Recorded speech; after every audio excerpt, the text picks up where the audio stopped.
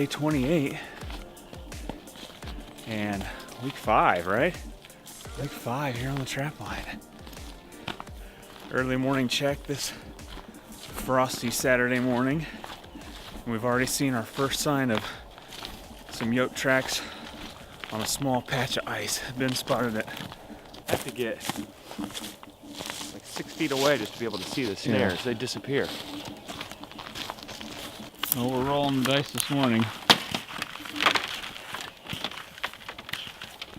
Some cracky ice. Judging by all this snow, we can tell that coyotes don't run on ice very often. Yeah.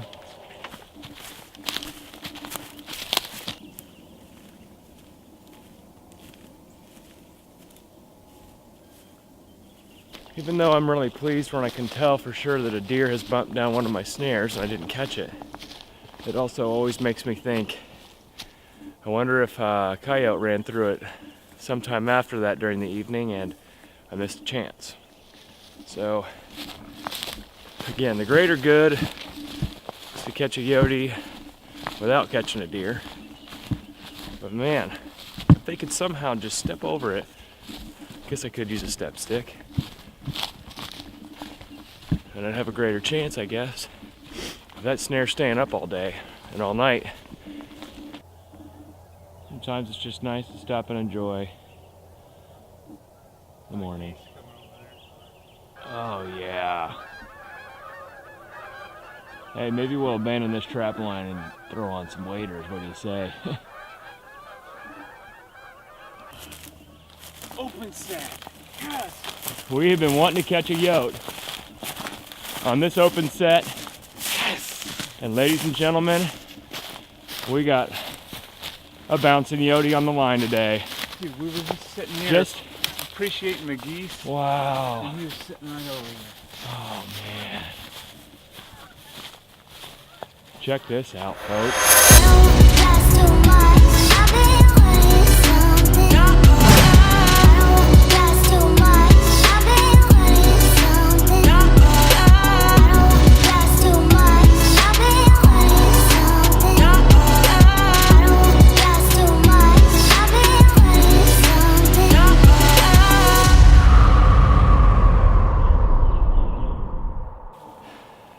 So we're just reflecting on this this catch, and we've got 2 sets right here along this road where we drive. Sometimes other farmers and stuff drive, but it's made 2 pretty good indentations. And we've noticed when there's snow on the ground that the yotes run right along these paths and just kind of comb, kind of scent checking this field to either side. And we thought, hey, let's set open sets here, get them running through, and just ever so slightly block them down with some sticks. And I mean, it worked. It's pretty effective. We've seen other guys do this, and it's nice to be able to reproduce that kind of success. Yep. Try to keep the snare fully intact, so we can use even the swivel to shove a little stick through, use as a handle, and aid in our drag out. So we've managed to do that. We also kept our extension intact, which is really awesome, so we can hook up another one to it. We did notice that our quick link wasn't so quick to undo because it's been sitting here for a year, but yeah, and I think that helps with scent, just to leave them stripped down and thrown off to the side in the off season. But man, really thankful to be getting another one off the property. Yes. Time to drag.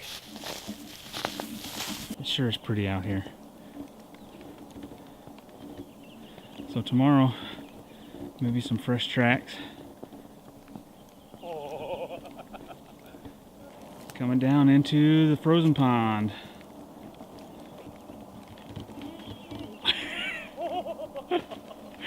I got it all. Dude, that's so slippery. Wipe out. And we got a dog. Oh, no way. Yes, sir. Yes. Oh my gosh. What could be better than that? It's a big one, dude. Oh my gosh. Dragging out yote number 7. Well, it is day 30. We are halfway through our trapline project for 2019.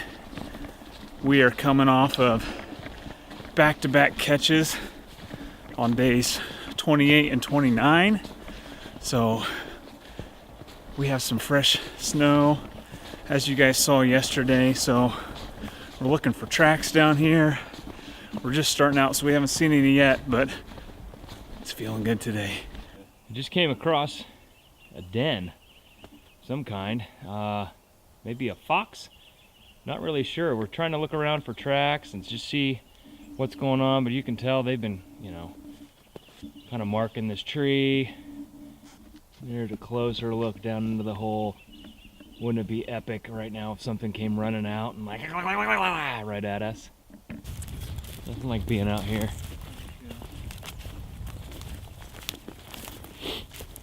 Smells better out here. Kind of sweet. You got more tracks? Cat tracks? Yep. Kitty cat. And we don't have any of those big cats like they do out west. So something I've been doing, maybe some of you have seen me in the past, strip this along a fence, or when I don't have a fence nearby, use some pliers and kind of like a party favor. That's really tough to regulate, the tension. And I've gotten some that just go ringer and they turn into a spring and it's pretty much unrecoverable. So what I've been doing is just using my pliers to kind of crimp along every inch or so, just give it a little bit of an incremental bend, and it actually creates a nice crook that that works sufficiently, you know. So I might do that this time as well. It's just so I can get that curve that's desirable and kind of loads it a little bit more, so it'll jump right off the hanger and close down quick. I mean, I love this wire. It's so soft and pliable, and happens to look just like the little twigs that are coming off of this stick, which I think helps with the visual appeal of the set. So the other thing is, I mean, a nice thing about picking a stick that's only so wide, it's easier to jam into the ground, but also I had this hanger out a little too far. I wanted to pull this back and get it centered with where some of these cat tracks are coming through. And so one quick wrap around takes off about a 1/2 inch to 1 inch and pulls it right back into alignment where I need it. Cat track.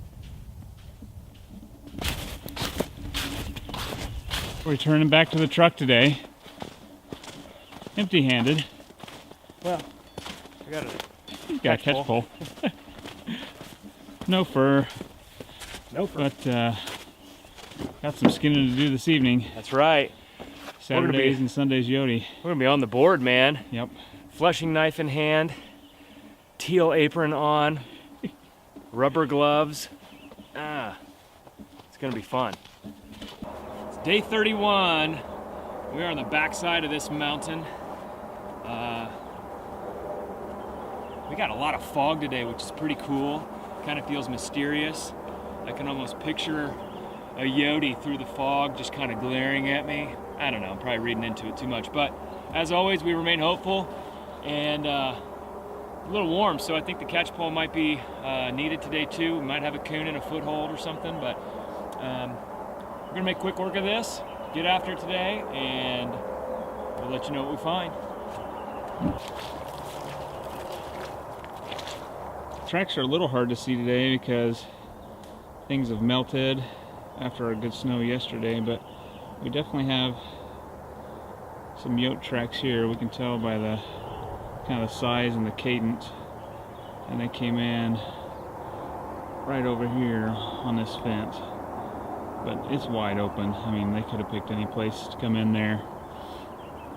Not necessarily a good place to put a snare. Are you following them? Yeah. I mean, it literally looks like they just skirted between my snare and the fence. Oh, really? Which is weird. Yeah, I mean, maybe missed it by 20 feet. There's just no real good pinch right there, you know, to take advantage of. So it would just be sort of throwing darts in the dark, hoping to land.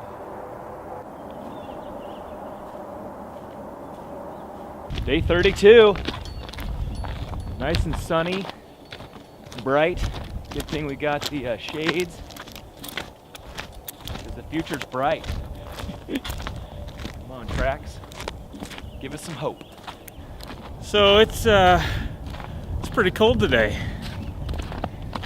Got the wind that we haven't had, I feel like, all week. Just whipping across this open field, and it's making it pretty chilly. As you can see, we're kind of bundled up today with the face masks and stuff on, stocking caps, and yeah, just scouring these fields for tracks.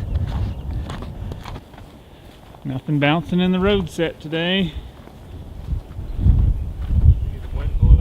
Wind blew it down. Yep. Yeah, these winds are pretty strong. We had, what was it last night? Like 20 something, 30 something mile an hour winds? Yeah, it was pretty bad. It was ripping through this area. Yeah, relentlessly. It's just gonna blow our. Yeah, it doesn't take much to get these snares things right down. blown off course, you know. Yeah. There's some trapper tracks. From yesterday. Yep. Definitely looks like a lacrosse boot. They come through here often now. Yeah, they do. They're always traveling this. Well, we're at the portion of our trap line, of course going in reverse order, where this pond has kind of endeared itself to us, because every day we come, it's totally different. One day it's dry, the next day it's a foot deep, the next day it's frozen like an ice rink, the next day it's a trap waiting to catch us. It's just ridiculous, but I think it's kind of fun for those reasons. Coming up on the last snares here, but you know, Adam and I are just sitting here talking and thinking, yeah, there's going to be some activity tonight. It's going to be pretty cold, windy. I'm guessing even if they stayed holed up last night, they were expending quite a bit of energy trying to keep warm, and they're going to need a meal. So they're going to go looking, covering a lot of ground, and that's when hopefully we can catch one. Okay, we've been wanting to get this set. This is a trap from last year, and it's right out here on this point at the end of kind of this what we call the peninsula. It's just this part of land that jets way out from the field on either side, and we think fits the definition of a peninsula. So, but what happens here is, you know, our prevailing winds go this way, and as the coyotes are running up and down some of these fingers that shoot out, they come raking across the high point of this field over here, and man, they hit this, and there's all this grassy stuff here. There's a lot of rabbits that live up and down through the thicket, and they love this spot. We caught one here last year, real pretty coyote. So we're excited to get this one working for us, because it's just a great location, kind of a beacon or a lighthouse at the end of this point.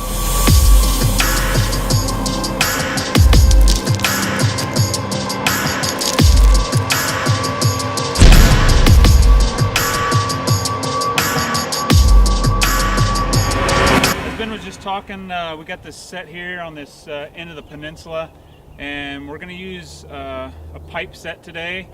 I can't remember the name of the guy that we kind of learned this from, but this set last year where we caught the coyote was a pipe set, and it just is kind of weatherproof a little bit. Put your bait down in there and it stays there, as opposed to a dirt hole that fills with water or something.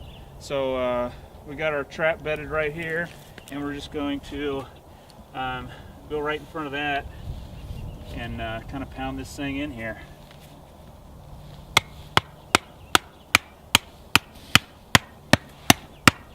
And we do have some frozen ground. We might use our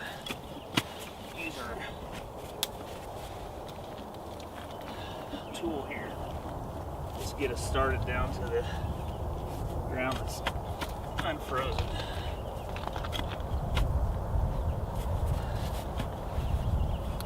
There we go.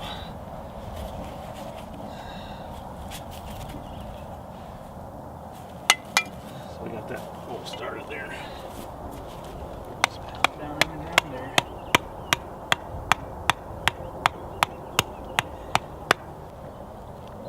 Adam's throwing some chunks of the top dog down in there, and I mean, something that's kind of cool. You can almost be a little sloppy with it, but pushing that down in there, a little bit of it kind of gets on the rim of that pipe, and ooh, it's tantalizing. I don't think they can resist it.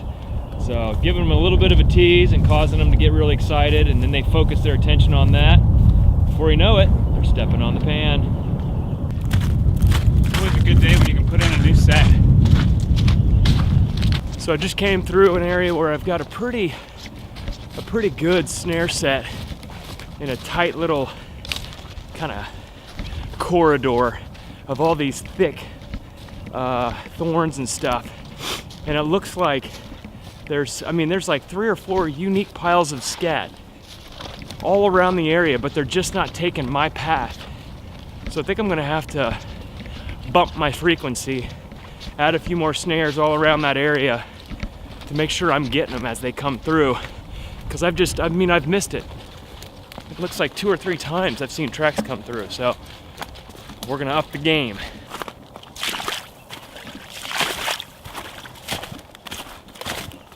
Day 33 comes to a close, no fur. So I guess that's one of the many reasons that I'm not a gambling man, because I would have bet today we would have had fur in a trap, but no such luck. Made some snares and extensions on the way to the property. Yes. Saving time, making the most use of our time. Tiny bit car sick, but it's worth it. Are you really? Yeah, I feel like junk. It's chancing it. Oh, there he goes. Skating across.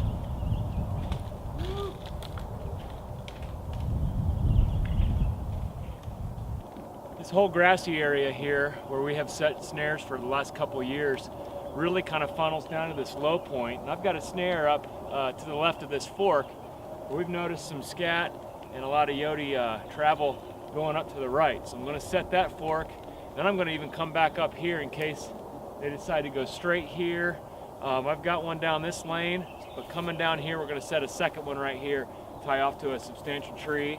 And that way, if they make it down here, the likelihood of them escaping without getting caught is pretty slim. It's the end of week 5, and we increased our coyote catch by 2, so now we're up to 7. You know, getting ready to go into the next week. We've been increasing our sets, increasing our snares and footholds, and I think as temperatures warm up a little bit, some of that scent's going to continue to carry a little bit further. We're getting, it's windy in our region, so that wind is carrying some of that scent and that lure all the way across some pretty broad grassy regions. So it's going to pull the coyotes in, and hopefully multiple come in. They'll be making their way to a foothold, get caught up in some snares. We're hoping for a double up soon. Maybe the ever rare for us triple up, which we've only had one time. So we're really excited. We feel like there's only more fur to come, and we're glad you're following along with us. Stay with us.